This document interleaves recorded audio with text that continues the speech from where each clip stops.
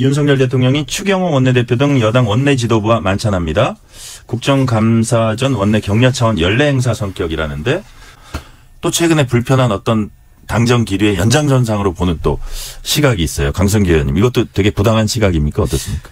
국정감사를 앞두고 원내 지도부, 국정감사는 원내 의원들이 하지 않습니까? 네. 원내 지도부와 만찬을 하기로 한 것이에요. 이런 부분들 사사건건 이것이 한동훈 대표를 패싱했다든 이런 식으로 자꾸 봐고 그것을 여론풀이 하는 것이 저는 적절치 않다고 봅니다. 설령 대통령과 독대를 할 필요성이 있고 또 할 수 있죠. 여당 대표가. 그러나 그런 부분 등이 미리 언론에 나가서 대통령한테 독대를 요청했는데 독대를 요청했다든지 이런 식으로 해서 뭔가 용산에 뭔가를 요구를 하고 있는데 그것을 용산이 소통을 안 해주고 있다. 그래서 용산이 뭔가 이렇게 답답하다. 이런 것을 쓰고 있습니다.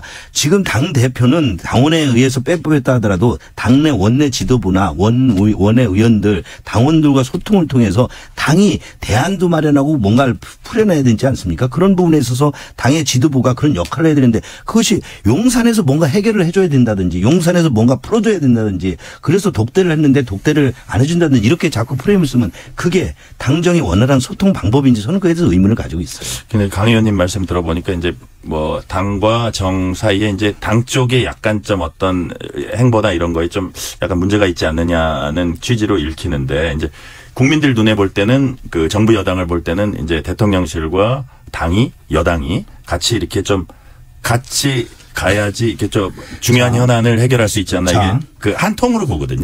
그러니까요. 그렇습니다. 만약에 여야 의정 협의체를 만들겠다는 제안을 했지 않습니까?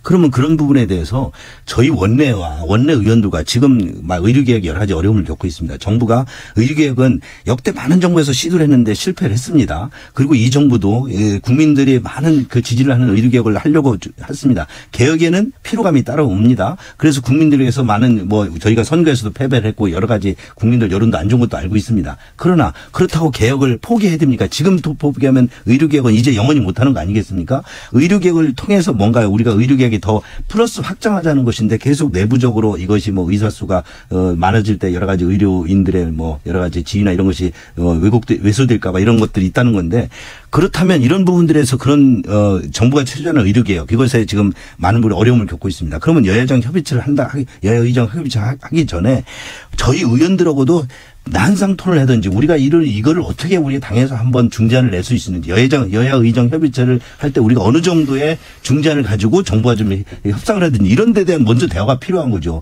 대통령 독대해서 대통령이 뭔가 결단을 내려야 여야 의정이 형성되고 모든 거 지금 의정 갈등이라든가 야당과의 관계를 회복할 수 있다든지 이렇게 될 수가 있습니까? 야당이 지금 우리가 의료개혁을 포기했다 그래서 여야 의정협에서 2025년도 의사수 확대를 포기했다고 그래가지고 야당이 또 의사계가 의료개혁에 계속 나설까요? 야당은 그야말로 이제 잘 됐다. 윤석열 정부 이제 이것마저도 실패했으니까 또 정말 탄핵 추진할 텐데 그런 부분에 저는 그래서 당정 관계가 소통이 원활해지고 해야 된다. 그리고 또 당대표가 이에 대해서 다른 의견, 다른 국민의 감정 얘기할 수 있습니다. 네. 그러다 하더라도 이런 부분에 당내 더 충분한 의견 수렴을 해야 되고 그거에 대해서 장정과 또 소통을 해야 되기 때문에.